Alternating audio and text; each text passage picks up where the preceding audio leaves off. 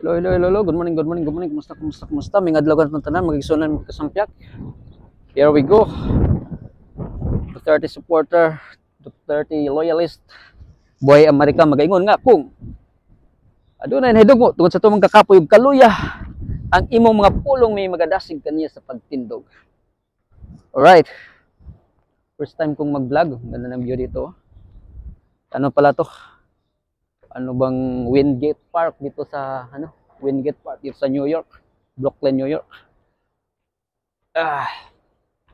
So first time kong mag-vlog kung kaya't mga kasampyak, pag hindi pa kayo nakasampyak diyan, sampyak na kayo. So ano bang pwede nating pag-usapan? Yung pag-usapan natin ay tungkol sa yung pagkakasibak, hindi, pagkakatanggal kay Migs Zubiri as a Senate President na pinalitan siya ngayon ni Chis Escudero.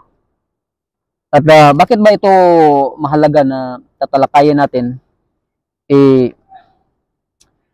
Kasi malaki kasi ang impact nito sa mga Pilipino sa ating bansa kasi karamihan kasi sa atin hati na yung yung opinion, yung paniniwala. Kasi pati na yung mga paborito yung mga influencers, mga malalaking YouTubers, malalaking influencers, ihati yung opinion at pati sila nag-aaway-away na.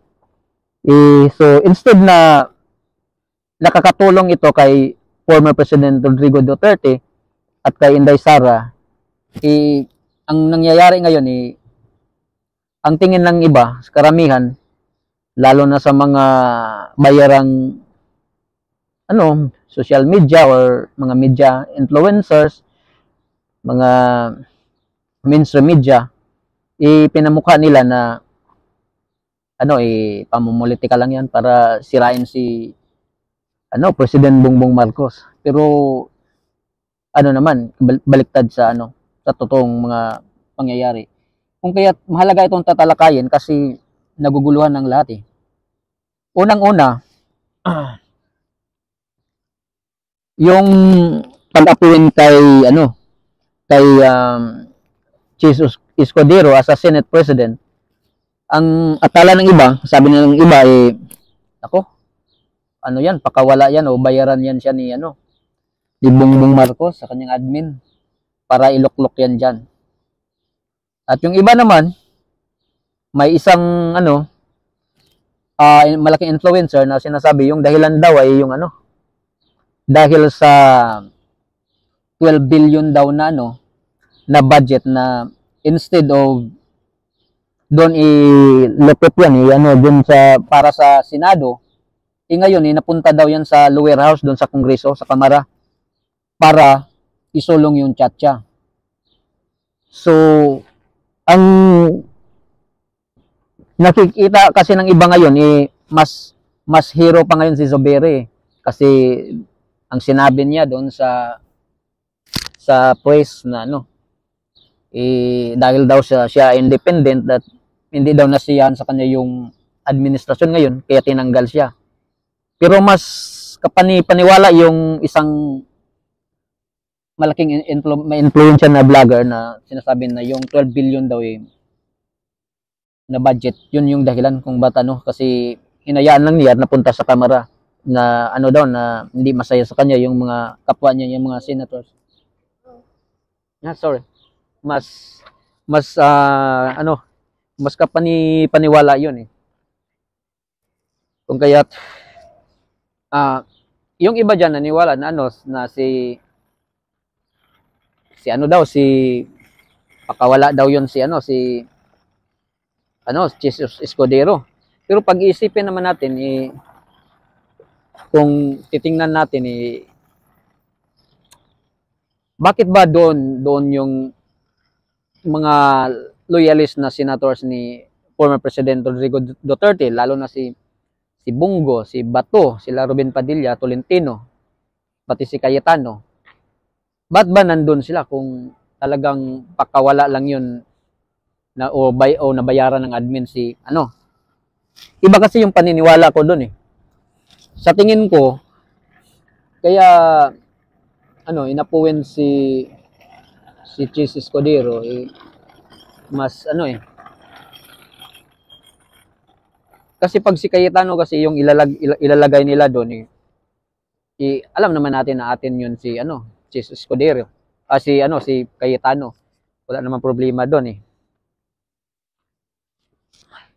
Kaso kailangan nila ng kailangan nila ng majority. So nang si Escudero yung nilagay nila, ang nangyayari ngayon alam naman natin na si Chis Escudero, marami din yan siyang supporters, marami din yan siyang mga kasamahan diyan sa Senado.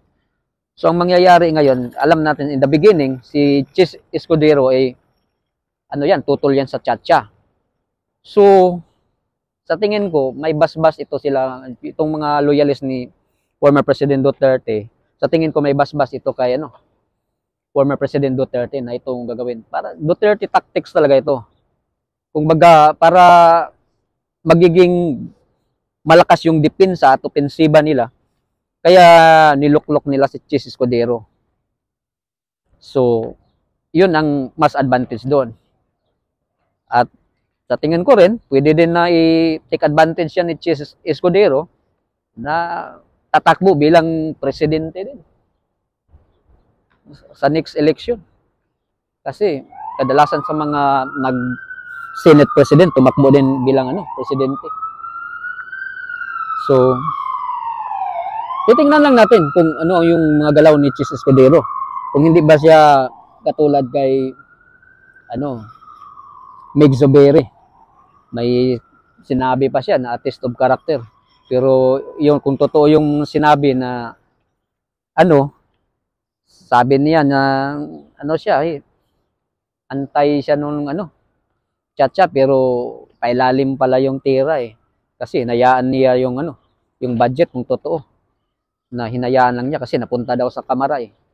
At yun ay gagamitin na isulong yung Chacha. So, hindi maganda. So, si Chis Escudero naman, hindi lang natin muna husgahan sa tingin ko. Pero, kasi sa mga nakita natin, doon sa hearing sa kay Bato, yung expose doon sa PDLX, makikita mo naman sila ni Jinggoy Estrada. Parang bias sila, lalo na si Jinggoy.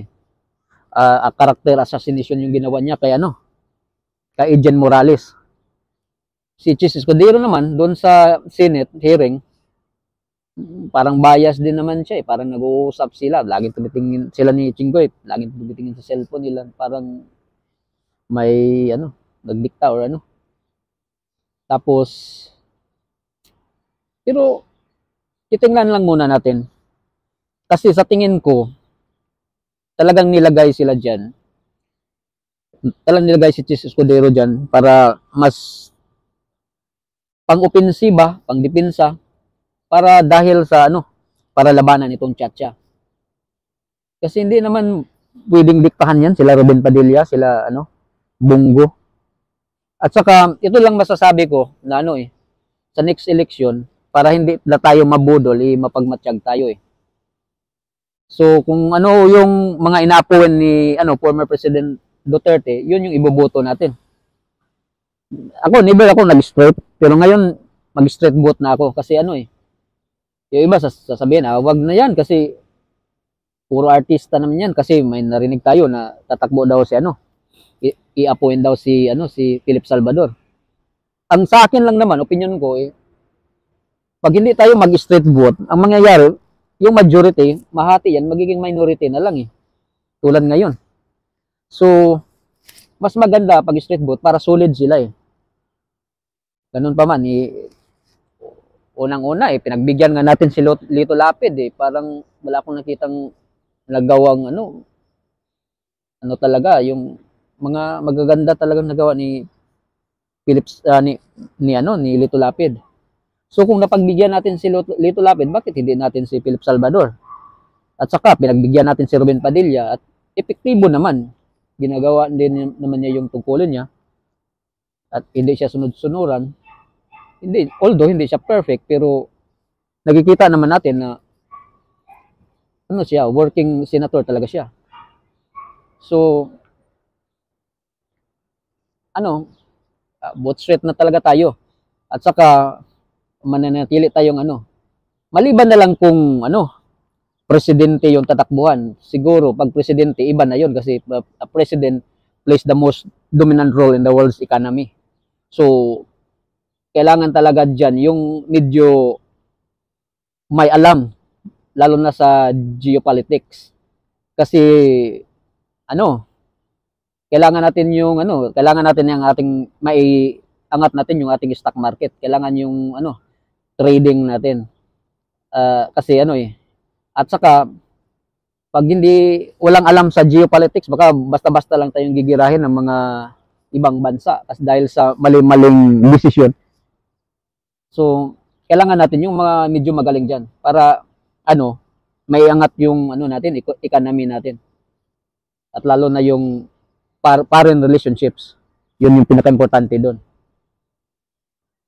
At sa ngayon din, ano yan, ano din ang nakikita ko ngayon parang watak-watak na tayo mga ano, mga supporters ni Tatay Digong kasi pati ng mga vloggers, yung mga social influencers nagbabangayan na gano.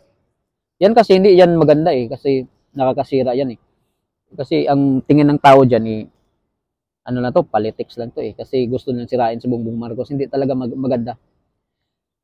Kung baga ginawa na ni Tatay Digong yung lahat para ano, para sa serbisyo niya, pagmamahal niya sa bansa, sa nating mga Pilipino, parang magulang natin. Kung baga ano lang, yung ibalik natin sa kanya yung respeto, yung sa lahat ng mga ano, yung ibabalik natin yung ano, maliban sa respeto, yung pagmamahal na lang, yung parang magulang natin yung kasi minsan lang tayong nagkakaroon ng ano or nagkaroon ng pangulo na buong buhay yung pagmamahal na yung serbisyong tunay. Ang ganda talaga dito mga kasampyak. Daming nagja-jogging, nagka-distract. Daming magandang bituin So, hanggang dito na lang muna. Titingnan natin kung ano ang mga kasunod na hakbang. Thank you.